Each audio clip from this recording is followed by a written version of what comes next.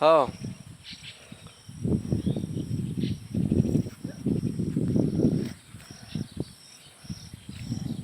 লাউ গাছ বুনছেন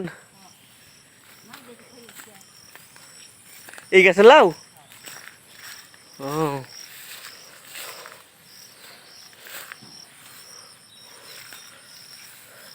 এই গাছি না কাটে নাকি কেটে কেটে গরু খাওয়াই দেবো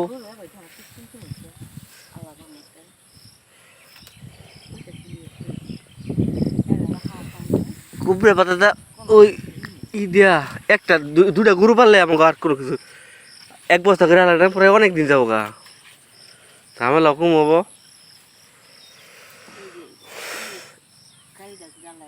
গাড়ি বেশি